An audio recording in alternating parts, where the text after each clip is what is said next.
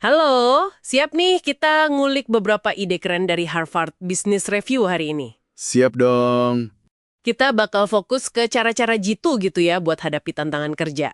Ada 3 nih, mindfulness, terus ketahanan atau resilience, sama kelincahan emosional, emotional agility. Hmm, 3 kunci penting ya.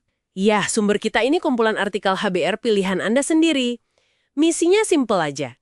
Kita saring ide praktisnya biar Anda lebih siap ngelola pikiran, stres, sama interaksi di kantor. Biar nggak gampang overwhelm lah intinya. Betul, biar lebih anteng ngejalaninnya. Oke, kita mulai dari yang pertama ya, mindfulness. Oke, Nah, ini sering disalahpahami nih.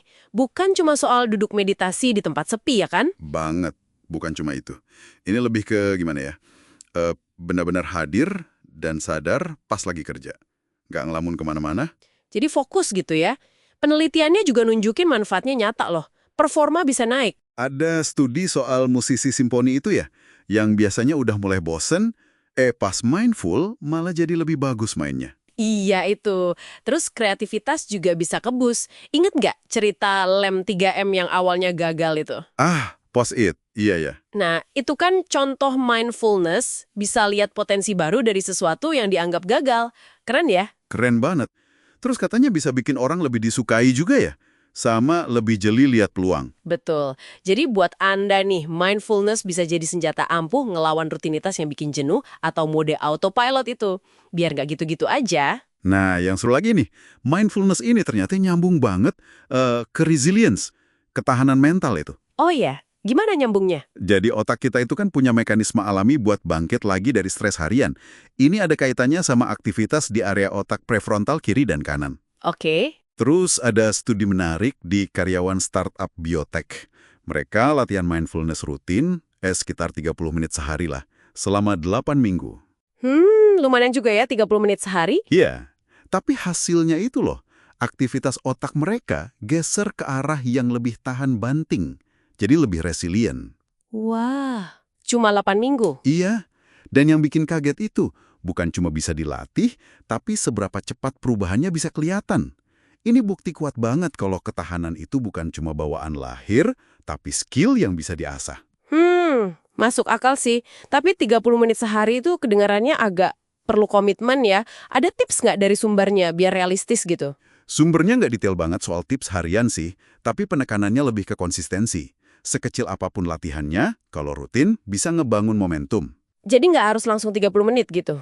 Nggak harus, mungkin mulai dari beberapa menit fokus penuh aja, tapi beberapa kali sehari. Udah bagus kok buat awal, kuncinya ngebangun kebiasaan aja. Oke. Sip. Nah, lanjut ya ke emotional agility, kelincahan emosional. Iya, Pernah nggak sih Anda ngerasa kayak nyangkut gitu sama pikiran atau perasaan negatif? sering kayaknya ya. Kayak cerita Cynthia di artikel itu kan? Dia merasa bersalah terus, sampai ragu mau ngambil proyek bagus. Atau si Jeffrey yang gampang banget marah meledak-ledak. Iya. Itu contoh klasik terpancing emosi ya. Nah, katanya tandanya itu pikiran kita jadi kaku. Muter-muter di situ aja. Dan ini bahaya juga ya, bisa ngebatasin pilihan kita ya. Betul banget. Dan obatnya itu, menariknya, bukan dengan maksa diri montrol atau neken perasaan itu, malah sebaliknya. Gimana tuh maksudnya? Justru dengan penerimaan. Kita amati aja pikiran sama emosi itu datang terus pergi. Dengan rasa ingin tahu, nggak usah langsung dihakimi atau dilawan. Jadi kayak nonton awan lewat gitu ya? Nah, bisa dibilang gitu. Ini ngasih kita jeda, ruang buat milih tindakan yang benar-benar sejalan sama nilai-nilai inti kita, values kita. Values ya, kayak Cynthia tadi ya. Iya, begitu dia sadar nilai pentingnya itu keadilan sama keluarga, dia jadi bisa ambil keputusan yang lebih pas. Dia bisa pulang buat makan malam keluarga, tapi juga tetap ambil perjalanan bisnis penting itu. Nggak lagi terus-terusan dihantui rasa bersalah. Jadi lebih damai gitu ya akhirnya. Persis. Makanya, ngenalin dan pegang teguh nilai inti ini penting banget buat Anda. Jadi kayak jangkar pas lagi hadapi dilema atau tuntutan kerja yang serba salah. Ini juga nyambung ke soal menemukan makna kerja yang dibilang tadi. Oke. Ngomong-ngomong soal interaksi, ada satu lagi nih konsep dari sumber kita yang kedengerannya agak gimana gitu. Tough empathy. Empati yang tegas.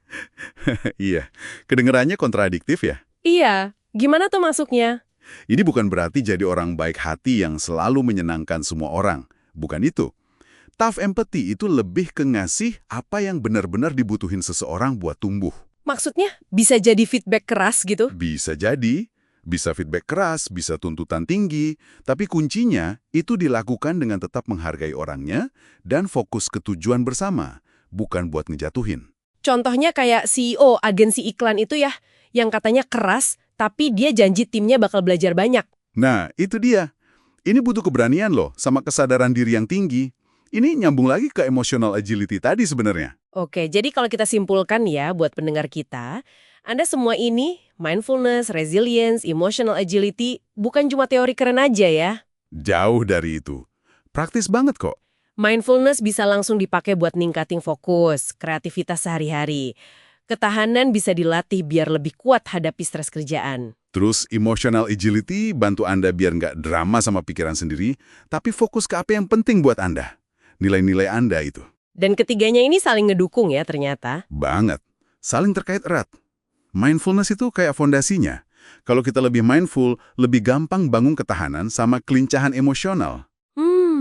Terus, pas kita bertindak sesuai nilai kita, emotional agility, kerjaan jadi kerasa lebih punya makna kan? Nah, itu nyuburin ketahanan kita lagi.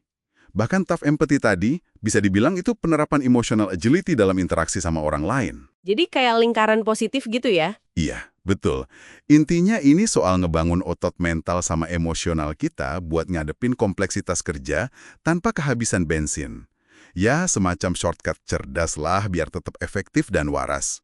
Oke. Ringkasnya nih, jadi lebih sadar, mindful, lebih tangguh, resilient, dan hidup sesuai nilai, emotionally agile, itu bukan berarti kita lari dari masalah ya? Bukan sama sekali, justru biar punya cara cerdas buat ngadepinya. Sip. Nah, sebagai penutup nih, ada satu pertanyaan buat Anda renungkan. Tadi kan disebut ya, ketahanan itu juga soal menerima kenyataan apa adanya, plus berani improvisasi. Ada istilahnya bricolage. Bricolage. Apa tuh? Itu artinya, make apa yang ada di sekitar kita dengan cara baru atau nggak terduga. Kayak ngakalin gitulah, pakai sumber daya seadanya. Oh, oke. Nah, coba deh Anda pikirin. Di kerjaan Anda sekarang, ada nggak tantangan yang lagi dihadapi yang mungkin bisa kebuka solusinya kalau Anda coba sedikit bricolage ini? Pakai sumber daya yang udah ada, tapi dengan cara yang sedikit beda dari biasanya. Pertanyaan menarik buat dibawa pulang nih. Iya, coba direnungkan aja. Siapa tahu nemu ide baru.